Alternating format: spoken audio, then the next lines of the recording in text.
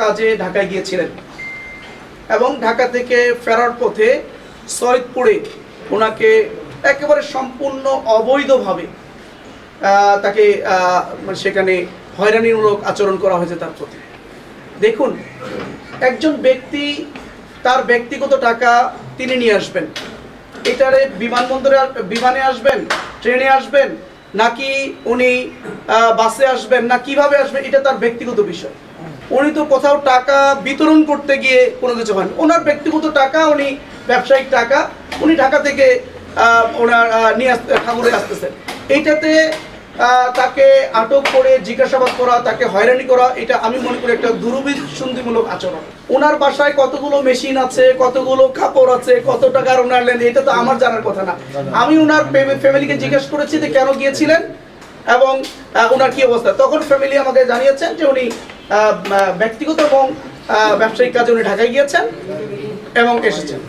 নতুন রিন গভীর থেকে পরিষ্কার করে কাপড়কে রাখে নতুনের মতো উজ্জ্বল। নতুন রিন অ্যাডভান্সড পাউডার। এইটুকু আমরা ওনার জিজ্ঞেস করেছি আপনাদের কি মানে উনি যে বললেন যে ওখানে ব্যবসায়িক টাকা, তখন ওরা বললেন হ্যাঁ আমাদের একটা ব্যবসা আছে। আর সবচেয়ে বড় কথা হলো, এটা যদি অবৈধ হতো উনি তো বিতরণ করতে গিয়ে কোথাও ধরা পড়েনি, ওনার ব্যক্তিগত টাকা আনতে গিয়ে। আর সবচেয়ে বড় কথা হলো, ঢাকা এয়ারপোর্ট যেখানে চেকিং হয়েছে, সেখানে নানাভাবে চেক, ওটা ঢাকা এয়ারপোর্ট তো অনেক রেস্ট্রিক্টেড এরিয়া, তাই না? ওখানে তো একজন মানুষকে নর্মালি ছেড়ে দেওয়ার কথা না। নিঃসন্দেহে ওখানে চেকিং হয়েছে। আমি যতটুকু জানতে পেরেছি এখানে যে ওখানকার দায়িত্বরত যারা আইন শৃঙ্খলা বাহিনী, তারা এটাকে লিগালিটি দিয়ে ওনাকে ওখান থেকে মানে ছেড়ে দিয়েছেন। ওখান থেকে উনি ঠিকই যথারীতি সৈয়দপুরে আসছেন।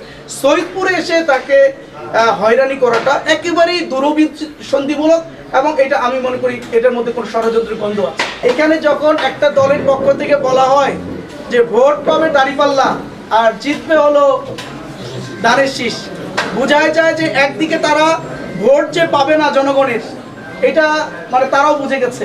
এখন তাহলে জিতবে কেমনে?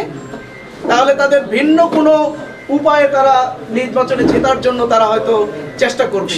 সেক্ষেত্রে প্রত্যেকটা কিন্তু এখানে প্রত্যেকটা কেন্দ্রই কিন্তু খুবই ঝুঁকিপূর্ণ। তারপরেও আমরা অধিক ঝুঁকিপূর্ণ হিসেবে এখানে 57টা কেন্দ্র আমরা প্রশাসনকে জমা দিয়েছি।